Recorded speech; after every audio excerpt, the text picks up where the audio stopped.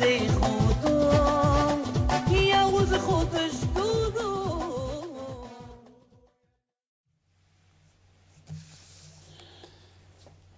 Ces semaines-là, dans ces semaines, on parle beaucoup de Yaakov Avinu. Et après, avant on a parlé, pardon, sur Yitzhak Avinu. Après, avant on a parlé encore sur Avraham Avinu. On a parlé sur Noah. On a parlé sur la création du monde, Adam Arishon. Et c'est une histoire. Chaque année, on raconte la même histoire. L'histoire de la création du monde, l'histoire de la destruction du monde, l'histoire de que l'origine, notre origine, et après l'esclavage en Égypte, la vente de Yosef. On parle que la libération de l'Égypte, des Juifs. On parle de la Torah, et on parle la vie qu'ils ont menée les Juifs pendant 40 ans dans le désert, et après, on parle de la mort de Moshe Rabbeinu. Et après, on reparle encore la création du monde. Chaque année, le cycle de l'histoire, il commence. Il se termine, il commence. Il se termine, il commence. En général, quelqu'un que tu lui donnes un journal de l'année dernière, il va le jeter à la poubelle. Tu lui donnes un livre qu'il a déjà lu, il le connaît, il le jette à la poubelle. En général, les gens, ils veulent pas de l'ancien, toujours ils veulent quelque chose de nouveau. Même, même un costume, des vêtements. Les vêtements, on a ras-le-bol de les mettre. À un moment donné, on veut changer les vêtements. On veut pas la même couleur. Mais même le manger, et si on te donne toujours le meilleur manger du monde, si c'est toujours le même, on a ras-le-bol. On veut quelque chose d'autre. Je peux même te dire une chose, gagner de l'argent. Il y a des gens qui ont tellement gagné, ils veulent plus gagner. Ils ont ras-le-bol. Ils ont assez, ils ont de quoi vivre. Moi, j'en connais des gens ils ont déjà pris la retraite à l'âge de 40 ans. Ils veulent plus. Ils ont assez d'argent. Ben, je vous dis, je connais quelqu'un à Paris, il a 45-46, il a fait fortune, et il a pris sa retraite. Il a tout laissé à ses frères, à ses enfants qui sont encore jeunes. Et lui, il passe son temps au casino, à gauche, à droite. Je crois qu'il a pris une dépression. Donc, vous voyez que toujours il y a même quelqu'un, j'en connais des gens qui ont construit des belles maisons, très très belles maisons, il y a 20 ans. D'ailleurs, c'est moi qui leur ai parlé à ces maisons, des super belles maisons, et ils l'ont changé. Ils ont ras-le-bol de. Beaucoup de fois, vous voyez dans des gens qui font des travaux toujours dans la maison, toujours ils veulent des changements. Un jour, il y a quelqu'un que je connais qui a changé sa cuisine au moins 6-7 fois. Comme ça, il veut pas, il veut plus aller. Et ce qui est incroyable, la Torah, c'est pas comme ça. La Torah, on est excité de la terminer, on est surexcité lorsqu'on la commence, et on la lit, et on répète l'histoire et tout ce qu'on a dit l'année dernière, et toujours on trouve quoi dire. On dirait que c'est ce que Hakamim disent, que la Torah, pour ceux qui aiment la Torah, ils vont découvrir que dans la Torah, c'est comme une nouveauté chaque jour. Chaque jour, c'est une nouveauté, nouveauté, nouveauté, nouveauté dans la Torah. Moi, je vous dis que chaque année, je découvre un autre Yaakov, un autre Avraham Avinu. Nos patriarches, je les découvre chaque année d'une autre dimension.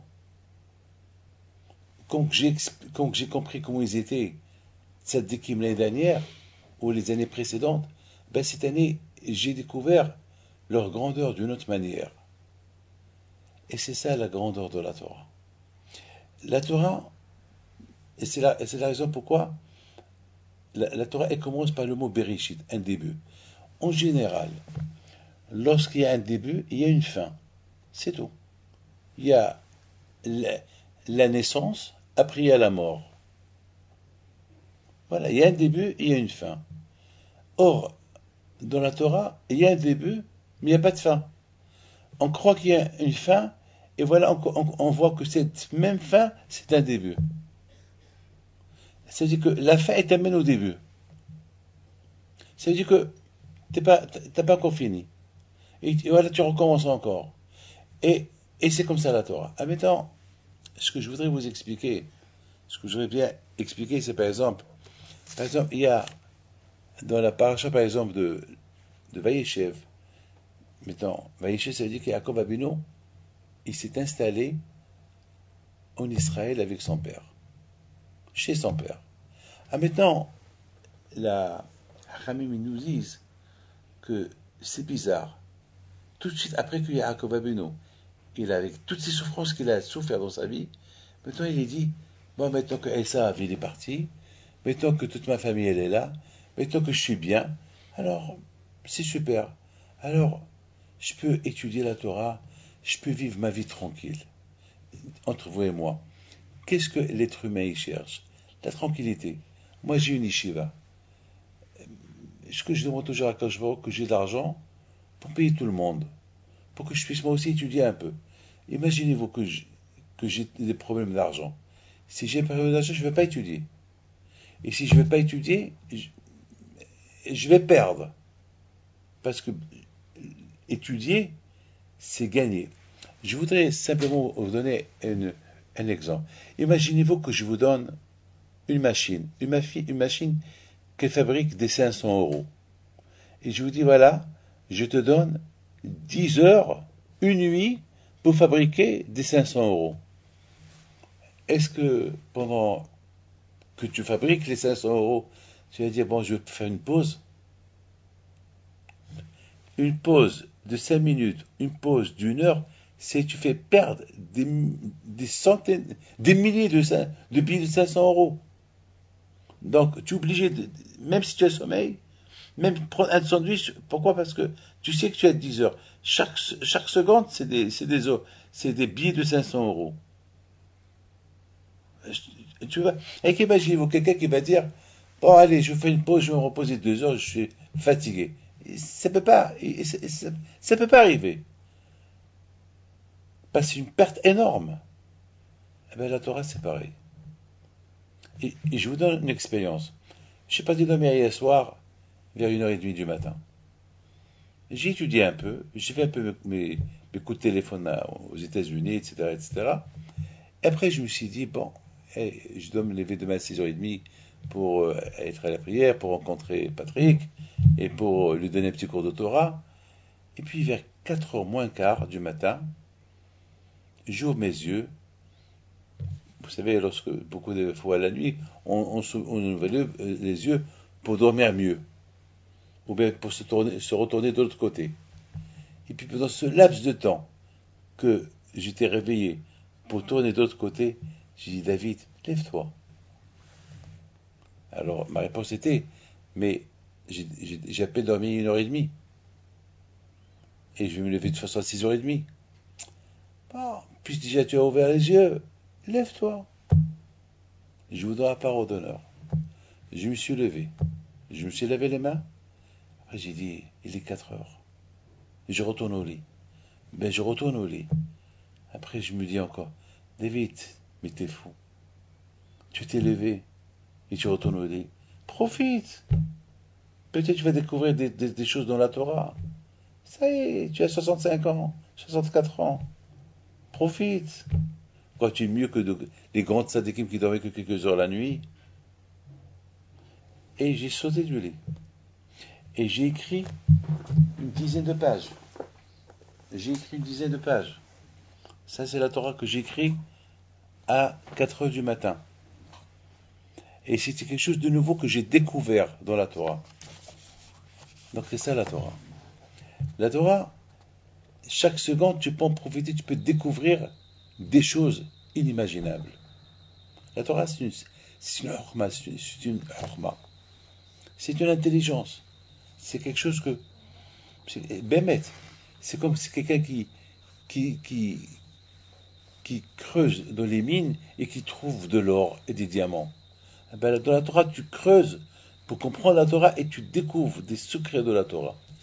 Je ne peux pas vous expliquer. C'est, il faut l'aimer pour comprendre. Quelqu'un qui aime l'argent parce qu'il sait c'est quoi l'argent. Eh ben, quelqu'un qui ne connaît pas c'est quoi l'argent, il ne peut pas comprendre. Pour lui, c'est partant d'aller trouver l'argent. C'est de même pour la Torah. La Torah, celui qui l'aime, il va tout donner. Il va tout laisser de côté pour la Torah. Celui qui ne connaît pas, il ne connaît pas. Et ceux qui ne connaissent pas, alors ils vont étendre un peu. Tout dépend comment tu es avec la... Ça veut dire... Et ça, c'est pas donné à tout le monde. Pour que ça soit donné à tout le monde, il faut vraiment... Il faut l'aimer. Et c'est pas tout le monde qui va l'aimer. Parce que pour l'aimer, ça prend du temps, ça prend vraiment... il faut des sacrifices. Comme Rabbi Haim Pinto tout à l'heure, vous-même, vous m'aviez dit, vous-même, Monsieur Patrick, vous êtes en train de voir ma bibliothèque, et vous m'avez dit, mais c'est de la folie. Derrière cette bibliothèque, je vois des millions d'âmes. Des millions d'âmes. Eh bien oui, dans cette bibliothèque de Torah, il y a des millions d'âmes. Pas chaque lettre de Torah, c'est une âme. Pas chaque lettre de Torah, il y a des millions d'âmes. Et il y a ici des millions de lettres. C'est des millions. Pas chaque lettre, chaque lettre de Torah, tu peux construire des millions de livres. C'est la hukma qui est inimaginable. Ah, maintenant, voilà ce que je voulais savoir. C'est écrit dans la Torah que Yaakov Abinu, il a voulu étudier la Torah dans la tranquillité, et le bon Dieu le punit. Le bon Dieu le punit. Pourquoi on n'a pas le droit d'étudier la Torah dans la tranquillité? Où est le problème? Tout à l'heure, je vais vous expliquer que la plus belle chose, c'est d'avoir la tranquillité pour pouvoir bien exercer notre religion. Où est le mal? Pourquoi Yaakov Abinu, il n'a pas le droit d'étudier la Torah dans la tranquillité? Où est le problème? Pourquoi il faut qu'il souffre? Quelle est la raison? Yaakov Abinu a voulu étudier la Torah dans la tranquillité, tout de suite, les problèmes commencent. Non, Akash Baruch Hu,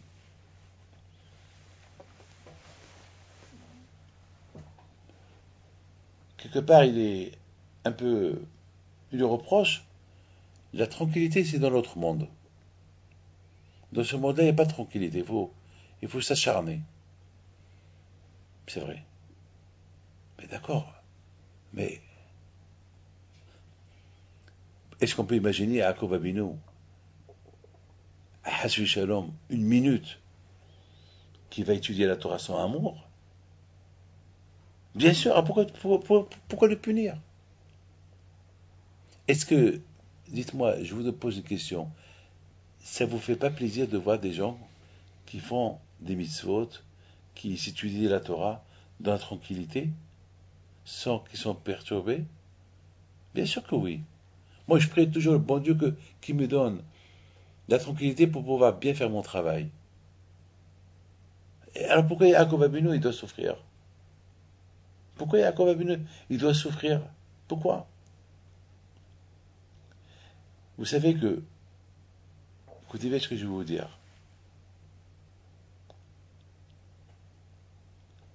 Ici, il y a un message que la Torah est venue. Vous savez que la Torah, elle est pleine de messages. Et c'est la raison pourquoi on peut tracer toute une vie à nous dans la Torah. Tout ce que nos parents ont subi, on le subit. Et nos parents, tous les problèmes qu'ils ont subis, il y avait toujours des solutions. Donc nous aussi, on imite ces solutions. Par exemple, vous voyez par exemple des gens qui font de la charité, la grande charité. Eh ben oui, ils ont appris ça de Abraham, qui était un homme de charité.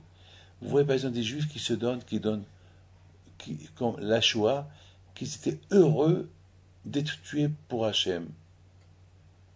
Nous on apprend ça. Ben de Yitzhak, comme par exemple la semaine dernière, lorsque il y a eu un massacre dans la synagogue, là-bas à Yerushalayim, eh ben, il faut savoir que pendant l'enterrement, les enfants de, des enfants de ceux qui ont été tués, ils ont dit, Hachem, on accepte tout ce que tu as fait. On veut pas venger les assassins parce que peut-être ça vient de toi. C'est toi qui as voulu que papa il s'en aille comme ça. C'est la folie ça. Comment? En général, tu cries. Le fils il devait crier à la vengeance. Non. Le fils il est en train de dire, ça vient de toi Hachem, c'est toi qui as décidé. Tu as voulu que mon père il soit un sacrifice pour toi. J'accepte. Papa, Hachem, on accepte que tu as pris mon père. D'où tu apprends ça? Ben, de Avraham Yitzhak, que le père a sacrifié son fils et le fils a accepté de sacrifier. En maintenant, on va essayer de comprendre pourquoi Hachem, il en veut Yaakov. Parce qu'il a voulu s'asseoir et étudier la Torah dans la tranquillité. Ben, mon fils, je vais te raconter une petite histoire. Et de là, vous allez voir c'est quoi le Hishmon de Akadosh. C'est quoi les contes de Akadosh. Il faut savoir une chose. Il dit Shlomo Meler, tant que tu vis, profite de la vie. Parce que dans cette vie-là, c'est le monde de l'action. Le monde où tu peux en profiter, ou pour faire du bien, ou pour faire du mal. Parce qu'une fois que tu quittes ce monde-là, tu ne peux rien faire. Si tu avais l'habitude de faire les affaires, une fois mourir, tu ne peux plus faire les affaires. Si tu étais un tzaddik, une fois mourir, tu peux plus, ça y est, tu peux plus étudier la Torah. Il n'y a pas de mitzvot à faire. Les mitzvot, c'est penser. La pensée, tu peux la penser uniquement pendant que tu vis. Une fois que la personne a quitté ce monde-là, il ne peut pas penser. Si tu es intelligent, tu peux exercer ton intelligence et de savoir vivre uniquement lorsque tu vis. Parce qu'une fois que la personne elle meurt, c'est fini, elle est là. Il ne peut rien faire. À l'époque que Shlomo Amelech, il dit un chien vivant mieux qu'un lion mort. Parce que le lion, même s'il est le roi de la jungle, mais il est mort. Le lion, le chien, il est vivant. Donc il est plus important que lui. Donc ça veut dire que un homme qui est vivant, il est mieux qu'un tzaddik mort. Parce que le tzaddik, ça, il est mort. Il ne peut rien faire. Il ne peut plus penser, il ne peut plus faire des mitzvot, il ne peut plus rien faire. Alors que l'homme vivant, il peut encore faire. Il peut faire des mitzvot. Donc c'est le monde de l'action. Dans un monde de l'action, il faut être réveillé. Il faut bien faire les choses. Parce qu'on est en monde de l'action. Un monde de l'action, ça veut dire, tu n'as pas de temps à perdre. Il faut faire. Regardez par exemple, Avraham Avinu. C'est écrit que lorsque Avraham Avinu il a reçu les invités, c'est écrit El Abakarat Avraham. Et Abraham, il a couru derrière la vache, derrière le veau. Pourquoi tu cours? Pourquoi tu n'as pas un autre veau? Abraham, il avait des millions de veaux. Il avait un veau qui est bien, il a voulu le préparer pour les invités. Alors le veau, il s'est sauvé, il court derrière lui. Imaginez-vous, il y a Yaakov, Abraham, qui est vieux, il vient de faire la Brit Mila, il court derrière un veau. Ben, la raison, elle est, c'est que Yaakov, Abraham Abino, c'est du moment qu'il a dit que ce veau-là, il est bien, et ça vaut la peine de prendre ce veau pour les invités, eh ben c'est ce veau que je veux, pour les invités. Alors il va courir pour l'attraper. Ça veut dire qu'il, lorsqu'il avait une bonne idée, eh ben, il va tout faire vite pour la faire. C'est ce que j'ai fait. Puisque j'ai ouvert les yeux et j'ai pensé, David, lève-toi étudier. Eh ben, j'ai sauté au départ. Hein, après, j'ai sauté. C'est dommage. Puisque l'idée, elle est venue, alors fais-la. Parce qu'après 120 ans, cette idée-là, elle jamais viendra. Cette idée, elle peut venir uniquement lorsque tu es vivant. C'est tout. Après 120 ans, cette idée jamais viendra. Hier, ça m'a choqué. Hier, une femme qui est venue chez moi, elle m'a choqué. Je voudrais un pardonneur, elle m'a choqué. Elle m'a choqué. Et vous voulez que je fasse une bracha à ses deux enfants. Après, elle me dit, les pauvres, ils sont sans papa. Leur papa, il est décédé. Alors, j'ai dit, quel âge il avait? Il avait 60 ans. Et elle me dit, mon mari, c'était un médecin, et une fois par semaine, il allait à l'osée pour aider était bénévole pour, euh, pour soigner les malades de l'osée une fois par semaine. Il se réveille ce fameux mercredi, il prend son petit déjeuner, il a 60 ans, en bonne et parfaite santé, il fait du jogging et tout, il me regarde, il me dit au revoir, et hop, il tombe, il meurt. Et elle me dit, j'avais même pas le temps, je croyais qu'il rigolait, j'avais même pas, je savais plus quoi faire, il est mort. Ça m'a choqué, j'ai dit, regarde, on est dans un monde que, où toi, tu l'utilises et fais vite, avant que la mort elle peut atteindre n'importe quel moment, sans le savoir. C'est la folie. Un téléphone qui sonne, au moins il sonne. Mais la mort, elle ne sonne pas. Elle peut venir subitement. C'est la folie. Ça m'a donné à réfléchir. Ça m'a donné à réfléchir. Ça m'a donné à réfléchir. Donc maintenant, je comprends très bien. Yaakov Abinu alav shalom, pendant tout le laps de temps qu'il était hors, qu'il était hors de chez lui, chez Lavan, il a travaillé nuit et jour chez Lavan. Il a étudié la Torah, il a occupé son temps 24 heures sur 24. Il n'a pas dormi. Il était toujours là, Yaakov Abinu. Maintenant, Yaakov Abinu, bien sûr, il prend de l'âge. Maintenant, grâce à Dieu, il n'a pas besoin de travailler. Maintenant, il est riche. Maintenant, c'est les enfants qui sont les bergers. C'est les enfants qui font tout. Et il est à côté de son père. Et ça, il a tout. Ah, maintenant, il s'est dit, maintenant que j'ai tout, je peux étudier la Torah dans la tranquillité. Mais Akash Baruch il veut lui dire, Yaakov, la tranquillité, elle va t'affaiblir. La tranquillité, c'est la faiblesse. Elle va t'affaiblir. Jusqu'à maintenant, tu étais enthousiaste dans ton service à Dieu, alors continue comme ça. Et Bémet, c'est le Hémet. La tranquillité affaiblit.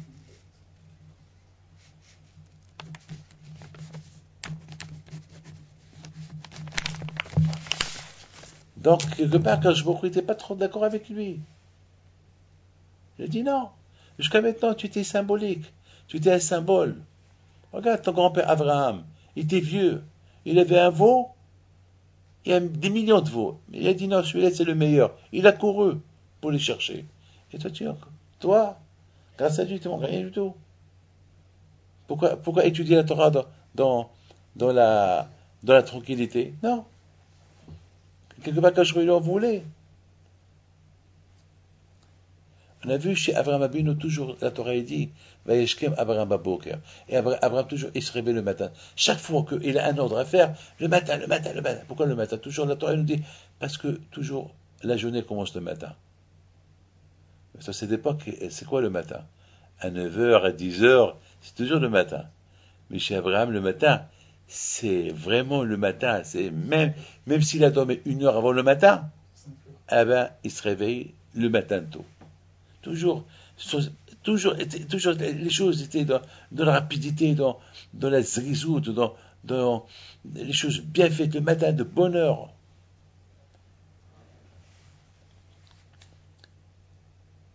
Quelque part, la Torah, elle reproche un peu à Yaakov. Si tu étudies la Torah dans la tranquillité, ça va t'emmener à faire les mitzvot un peu dans la tranquillité. Il n'y a pas de zrizout, il n'y a pas de rapidité en les faisant. C'est comme l'histoire comment s'appelle cette histoire, la machine à 500 euros. Est-ce que même si tu es fatigué, tu es là debout, surveiller si elle l'encre, si la machine elle fait des beaux billets, tu sais, tu es là, tu es attentif, tu, tu, tu, ta concentration elle est là. C'est pareil. C'est ce qu'on reproche à Yaakov Abinu. Yaakov, toute ta vie tu étais rapide, toute ta vie tu étais sur tes gardes toute ta vie, et maintenant, ça y est, maintenant parce que tu as tout, ça y est, tu veux te reposer. Maintenant que tu as tout, mettons que tu as l'argent, mettons que tes enfants ils sont à la yeshiva, tu es milliardaire, ton pays est vivant, et tu es à côté de lui, tu as 4 femmes, et tes 12 enfants, et mettons, c'est vrai, il a étudié, mais Hachem, il dit à Yaakov, c'est pas la bonne manière, c'est pas la bonne manière, non, Yaakov, c'est pas comme ça, parce qu'il faut en profiter. Je te raconte une super histoire. Il y avait une fois, la, le Gaon de Vilna, il avait une sœur. Et sa sœur, chaque vendredi, elle ramassait de l'argent pour les pauvres. Elle était avec sa copine, ils vont ramasser de l'argent chaque vendredi pour les pauvres. Et puis voilà un jour que, un vendredi, il neigeait. Et voilà, elle dit à sa copine, mettons, il neige, on va ramasser l'argent en ralenti parce que marcher sur la neige, ça ralentit la marche. Ils avaient l'habitude d'aller chez un riche qui s'appelle Patrick. Et ce riche-là, je rigole, hein, et, et ce riche-là, ils allaient chez lui chaque vendredi à midi. Et voilà, ils arrivent chez lui, mais ils étaient à 200-300 mètres. Et c'était l'heure que le riche, il quitte la maison avec son secrétaire David. Et voilà, la copine de la sœur du Gaon de Vilna, elle dit à sa copine, hé, le voilà, elle a levé ses mains. Le voilà, le voilà, voilà. Et il est en train de sortir, viens, on va courir un peu plus. Ils ont couru un peu plus en criant. Le riche, il les a attendus. Il leur a dit, bon, j'allais partir, mais alors je vous ai vu courir et j'ai attendu. Voilà la leçon que j'ai l'habitude de vous donner. Un jour, la copine de la sœur du Gaon de Vilna était malade et devait mourir. Et la sœur du Gaon lui dit, je t'en prie, fais-moi un plaisir. Une fois que tu pars dans l'autre monde, viens chez moi de le rêve, dis-moi ce qui se passe là-bas. Dis-moi où tu es. Ben, 100% tu es une tzadékette. Tu as fait beaucoup de mitzvot dans ta vie, et surtout tout ce que tu avais pour les pauvres. Tu as une belle place à Gan Eden, et en plus tu as souffert. Je t'en prie, dis-moi ce qui se passe là-haut. Quelques temps plus tard, il vient chez sa copine dans le rêve, et sa copine, la sœur du gars, lui dit, alors je t'ai attendu. Elle dit, ma sœur, tu peux rien comprendre. Ce monde-là où je me trouve, elle dit comme ça, c'est pas comme le monde là où vous habitez. Le monde là-bas en bas, vous comprenez les choses difficilement. Ici, dans ce monde-là, on ne comprend pas les choses comme que vous les comprenez. Elle dit, tu sais, ma copine, ma sœur, tu te rappelles, lorsqu'on ramassait l'argent le vendredi, et à un moment donné, on est arrivé un peu en retard chez le riche, et moi je t'avais dit, j'ai pointé sur lui, j'ai dit, le voilà, il court, voilà, il sort, on a commencé à courir. Je dis, ah oui, je me rappelle. Il dit, ah, tu sais que à Gan Eden, au paradis, ils ne calculent pas la mitzvah qu'on a fait, qu'on a ramassé de l'argent et on l'a donné. Là-bas, on calcule chaque pas qu'on fait pour aller faire la mitzvah déjà, avant de faire la mitzvah. Et même, tu sais, et plus de ça, tu te rappelles, j'ai pointé avec mes mains, pour ça, on m'a donné plus que n'importe quoi. La récompense a été encore plus. Parce que lorsque j'ai pointé sur le riche, là-bas, j'ai montré que la grandeur de la mitzvah, que il faut que je fais vite. Donc, ce pointage-là que j'ai pointé, il nous a encouragé à courir un peu, et sur ça, on m'a donné plus. C'est de la folie. Nous, on croit, en faisant une mitzvah, on reçoit la récompense dans l'autre monde. Non, mais il y a la récompense déjà, une grande... Avant que tu aies fait la mitzvah déjà. Mais non, on croit parce que j'ai donné maintenant 100 euros, j'ai fait la mitzvah. Mais déjà, on te calcule le fait que tu as mis tes mains dans ta poche et tu as commencé à compter l'argent. Et chaque seconde, elle est calculée. Ce que tu as donné, c'est la récompense. Mais ce qui était avant, c'est encore plus.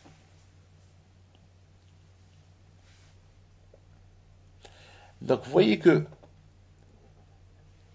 faire la mitzvah avec enthousiasme, avec, avec, pas avec courage, avec énergie, voilà, ça paye plus. Donc, maintenant, on dit à Yaakov Abino, étudier la Torah sans énergie, ça va, c'est pas bien. Il faut l'énergie parce que on étudie. C'est vrai, quelqu'un qui étudie la Torah, il a une récompense. Mais l'énergie qu'elle sort de sa Torah, il augmente encore plus d'énergie, donc il a plus de récompense. Il y avait un monsieur, il était crevé. Chaque jour, il va travailler, et le soir, il rentre à la maison crevé, mais il prend sa Gemara, et il va à la yeshiva pour étudier. Et dès qu'il arrive au cours, il s'endort et commence à ronfler. Alors chaque fois, le prof, il lui dit, hey, Yaakov, lève-toi. Et Moshe, lève-toi. Un jour, le prof, le rabbin lui dit, Yaakov, je t'en prie, ne viens plus. Tu es crevé. Reste chez toi. Dors. Il dit, non, monsieur le rabbin, je ne peux pas dormir. Il dit, mais tu t'endors là, tu es crevé. En plus, tu ronfles, tu nous fais rire. Il lui dit, si je fais ça, ça va être mal pour mes enfants. Il dit, pourquoi? C'est parce que je veux éduquer mes enfants que de voir leur père, même qu'il est crevé, même qu'il est fatigué, malgré tout, il va étudier. Alors si je reste à la maison, je vais dormir, jamais ils vont aimer la Torah. Au moins là, même, ils ne savent pas que je m'endors. Dans leur tête, ils croient que je vais étudier. Au moins, c'est comme ça que j'éduque mes enfants à aimer la Torah. Et travailler, mais ça ne veut pas dire que travailler, il faut aller dormir. Comme aujourd'hui, des gens, ils vont travailler toute la journée, après c'est la télévision, après tout le téléphone, et ni prière, ni Torah, ni rien du tout. Alors les enfants, ils voient ça, ils n'ont pas d'amour de la Torah, ils n'ont pas l'amour de la tefila, rien du tout. Il n'y a rien. Ils ont l'amour de quoi? Autre chose. Le rabbin lui a dit, puis c'est ça ton idée, alors tu peux apporter même un lit d'or. C'est pas grave, fais. Si tu fais ça uniquement pour éduquer tes enfants, fais-le. Ouais, comment c'est l'énergie. Un homme qui creve et qui est fatigué, au lieu qu'il va au lit, non, il va éduquer ses enfants qu'il faut aller étudier. C'est quand même, c'est. Eh ben, mon fils, c'est ça, la paracha de Baïché. Ça veut dire que Akadosh Baruch Hu, il en veut à Yaakov. Yaakov, lorsque tu étudies la Torah, il faut l'étudier avec énergie, avec enthousiasme. C'est vrai, t'as tout, il te manque rien du tout. Tu fais étudier dans la tranquillité. Il n'y a pas de mal. Mais étudier la Torah dans la tranquillité, il va manquer l'énergie. Et s'il manque l'énergie, il va manquer quelque chose dans la Torah. Il manque la flamme. Il manque la flamme. C'est ça. Par exemple, regardez, il y a, comment il s'appelle, Nebuchadnezzar, Nabucodonosor, qui a détruit le Beth Amikdash. Et il est devenu un roi puissant. Pourquoi? Parce qu'il a fait kavod à Hachem, il a fait 3 pas. Parce que le roi, il a envoyé une lettre au roi d'Israël, et Nabucodonosor, qui n'était pas encore roi, il était avec un serviteur, il a fait 3 fois pour arrêter le monsieur, il lui dit non à la lettre que le roi t'a donnée. Il est parti chez le roi, il lui a dit, dans cette lettre-là, tu n'as pas honoré Dieu. Tu as dit Shalom, roi d'Israël, Shalom, peuple d'Israël, et Shalom à ton Dieu. Il faut commencer par Dieu. Shalom, le Dieu d'Israël, Shalom, le peuple d'Israël, et Shalom, majesté, le roi. Et Akash Baruch il a dit, puis je fais ça pour mon kavod, il lui a donné 3 générations de royauté. Et 3 générations qui étaient des. Et pareil que la Gemara dit, il voulait faire encore 4 pas, il y a le malach qui l'a arrêté.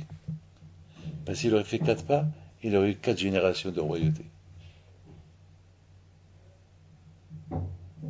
Et tout ça, parce qu'il a fait 3 pas. 3 pas. Énergie de 3 pas. C'est-à-dire que lorsque tu mélanges l'énergie dans la mitzvah, tu donnes l'importance à la mitzvah. Et tu donnes à toi aussi goût à la mitzvah.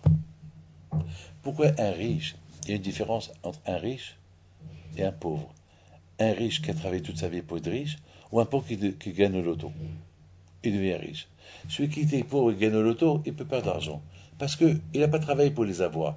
Mais un riche qui a travaillé bien pour gagner l'argent, l'argent il a l'importance dans ses yeux. Parce qu'il a travaillé dur. Parce qu'il a sué. Parce au franc de sa sueur, il a gagné cet argent-là. Lorsque une mitzvah, tu l'as fait avec toute l'énergie, elle est plus importante que la mitzvah elle-même. L'énergie, c'est elle qui va te faire bénéficier de la mitzvah, plus que la mitzvah. Tu as la récompense de la mitzvah, mais il y a la récompense de l'énergie avec laquelle la mitzvah a été faite, elle est encore plus importante. Je peux vous dire quelque chose. Cette semaine, je vais à Parole d'Honneur. J'étais content de moi. Parce que cette semaine, c'est la semaine que c'est la semaine que je devais payer tout le monde. Et toujours, William, il oublie déjà qu'on n'a pas payé. Et chaque fois qu'il vient chez moi pour me dire tel, il n'a pas été payé, il y a quelqu'un qui vient venir chez moi et va me donner la somme. Et c'est comme ça. Je vous donne Parole d'Honneur. C'est inimaginable. C'est inimaginable. Et je suis heureux, je suis content. En général, celui qui gagne de l'argent, il est content. Pas celui qui donne l'argent. Celui qui donne l'argent, il les donne.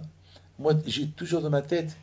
Pourquoi? Parce que lorsqu'on aime la Torah et on aime Hachem et on veut ressembler à Hachem, alors notre corps lui-même, il demande à ressembler à Hachem.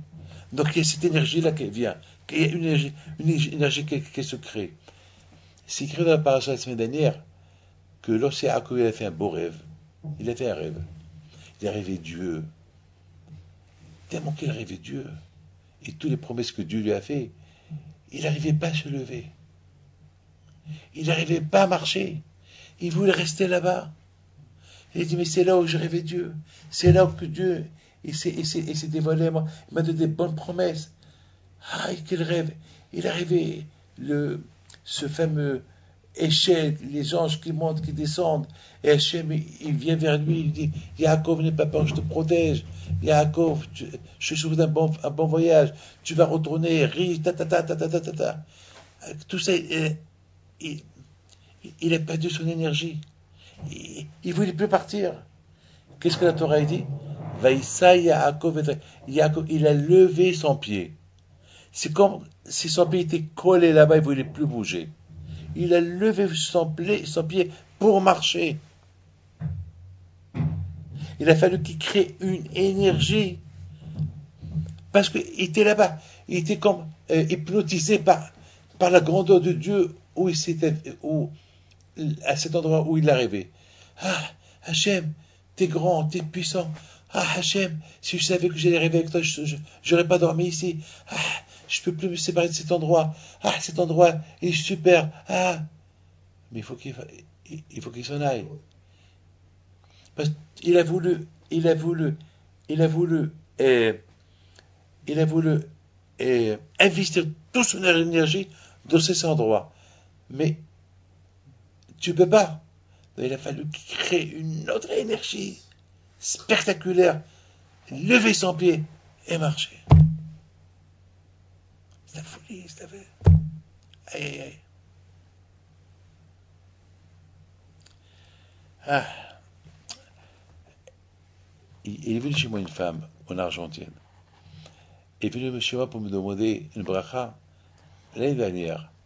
Une femme qui a pris de l'âge. Pardon, il y a 2 ans, pardon. Et je savais que si elle va en Israël, elle va pas se marier. J'ai dit, madame, si tu veux te marier, il faut te marier ici, ne va pas en Israël.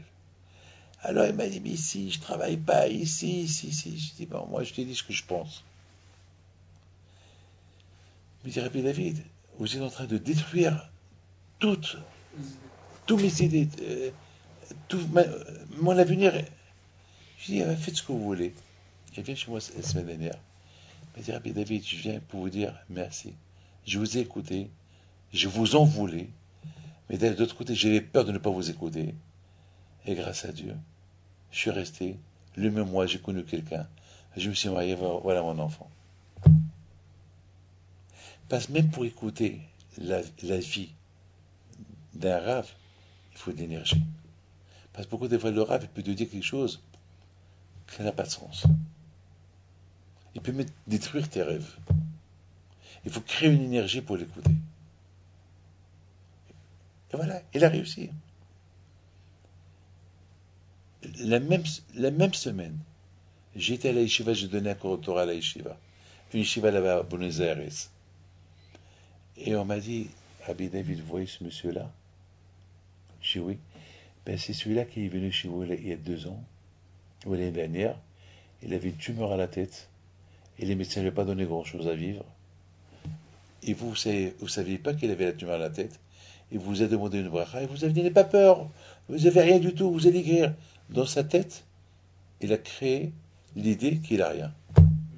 Alors que les médecins lui ont dit, il a quelque temps à vivre. J'ai dit alors, il m'a dit, il a eu confiance en vous, confiance en Dieu, confiance dans le zéro de Rabbi Haim Pinto, il a guéri. Les médecins ne comprennent pas. Les médecins ne comprennent pas. Ça veut dire que moi, sans le savoir, je ne savais pas quelle maladie qu'il avait. Mais lui, il a créé une énergie. C'est ce que Hachem, il reproche à Yaakov Avinu. Toute ta vie, tu as créé l'énergie pour étudier la Torah. Et la flamme, toujours, elle monte. Elle ne descend pas. Maintenant, tu veux t'affaiblir. Tu veux étudier la Torah avec tranquillité. Ça va t'affaiblir. Donc, Hachem, quelque part, il a puni. Et de là, on apprend, pour toutes les générations à venir, que pour Hachem, ça demande, pour le service d'Hachem, ça demande toujours être un créateur, créer une énergie. Et il n'y a pas de fin. Comme l'énergie qu'on crée pour gagner de l'argent. L'énergie qu'on crée pour rencontrer quelqu'un. Dans la vie de chaque jour. Dans la Torah aussi, il y a l'énergie. C'est-à-dire, comme la flamme, tu allumes une bougie. Si la flamme elle est petite, tu vois une petite lumière. Lorsque la flamme, la mèche elle est grande, vous voyez une grande flamme. Et tu vois la flamme qu'elle est illuminée et qu'elle a un peu plus. Vous comprenez? C'est comme ça. Et je termine. Il y a 3 choses qu'il faut toujours retenir. L'énergie pour faire les mitzvot. Que ce soit comme qu'on fait dans le travail, dans le business, comme ça doit être dans l'étude de la Torah, pour la prière et pour les mitzvot. Regarde, comme je t'ai expliqué, l'histoire de comment ça s'appelle de la sœur du Gaon de la copine de la sœur du Gaon de Vilna. Qu'est-ce qu'elle dit à sa copine? Il lui dit, ma sœur, tu te rappelles ma sœur? Lorsque j'ai pointé sur lui, cette énergie que j'ai utilisée pour lever les mains dans le froid, dans la neige, pour pointer sur lui, on m'a payé pour ça plus que pour la mission qu'on a fait. Le Gaon de Vilna, une fois, il vient chez lui, comment il s'appelle? Il vient en avis. Il tape à la porte. Le Gaon, il se lève, il ouvre la porte, c'était Eliyahu Navi. Il dit, je peux rentrer? Il dit, c'est Eliyahu, le prophète Eliyahu. Il dit, oui, c'est moi Eliyahu. Je suis venu étudier la Torah avec toi. Eliyahu Navi lui dit, et le Gaon de Vilna lui répond, ça ne vous dérange pas, on étudiera la Torah Après 120 ans dans l'autre monde, de ce monde-là, moi, j'ai envie d'étudier tout seul. Parce qu'avec toi, je vais tout comprendre. J'ai envie de comprendre moi-même. Qu'est-ce que tu retiens de cette histoire? Lorsque j'étudie moi-même, c'est l'énergie. J'utilise ma tête, mon cerveau, mes forces. Tu étudies avec moi, tu me mets la Torah sur un plateau. Le Gaon, avant de mourir, il a pris le talit, il a commencé à pleurer. Il lui a dit, pourquoi tu pleures? Il lui a dit, dans ce monde-là, chaque seconde que j'ai le talit sur moi, je fais une mitzvah. Dans l'autre monde, il n'y a pas de talit. Le monde des mitzvot, c'est ici. Et selon l'énergie que tu investis sur les mitzvot, tu as plus de récompenses. Là-haut, il n'y a rien. Voilà, mon fils. Que le bon Dieu vous protège, et vous donne bracha v'atzlaha, et les zouchous de cette Torah Kedusha, Kadosh Baruch Hu, et vous donne tout ce que vous désirez, si tu veux.